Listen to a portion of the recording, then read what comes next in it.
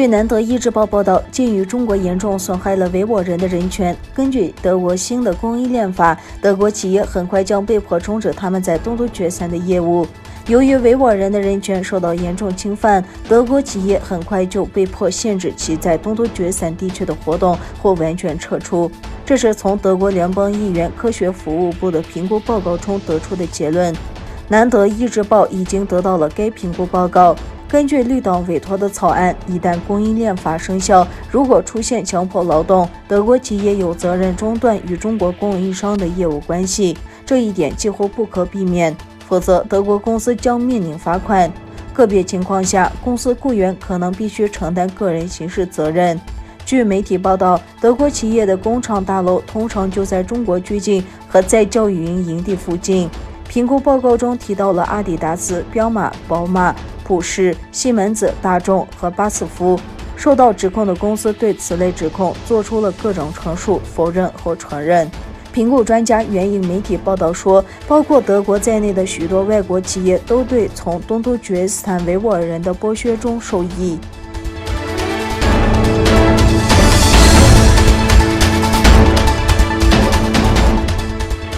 据1948年发布的联合国防止和惩治种族灭绝公约，中国针对维吾尔族的可恶罪行被列为种族灭绝。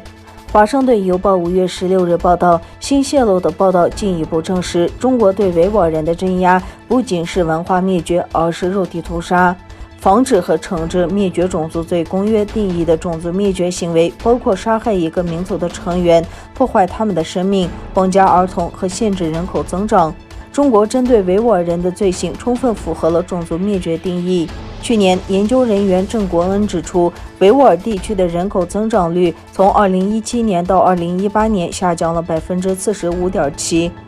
是自1950年以来最严重的下降。最近，根据中国政府的数据，郑国恩和澳大利亚战略政策研究所的研究人员发现，人口下降是南疆4个地州中最严重的。根据国际法，种族灭绝是一种严重的罪行，无论在战争时期还是在和平时期，都必须禁止和惩治种族灭绝。但是，已签署该协议的中国政府自2016年以来一直在违反法律，但并未受到惩罚。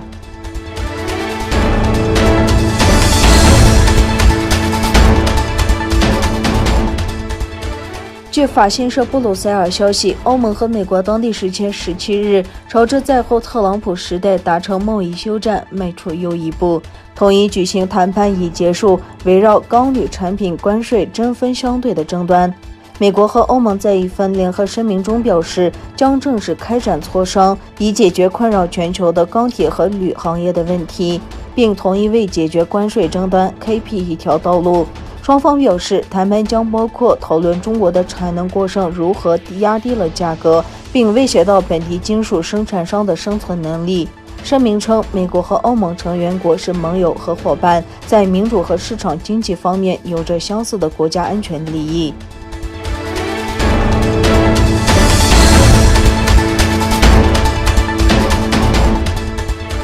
5月15日，美国、日本与法国3国的部队与日本宫崎县虾野市的雾岛训练区举行联合军事演习。日本陆上自卫队、法国陆军和美国海军陆战队于本月11日至17日在日本西南部举行联合军事演习，这是3国陆上部队首次在日本国内实施正式的实际训练。法新社分析认为，举行联合军演是出于对中国在该地区态度不断强硬的担忧。共同社的报道强调指出，围绕尖阁诸岛，日美加强了对华制衡态度。欧洲各国也加强对华警惕，预计以此次为开端，将陆续向日本周边派遣部队。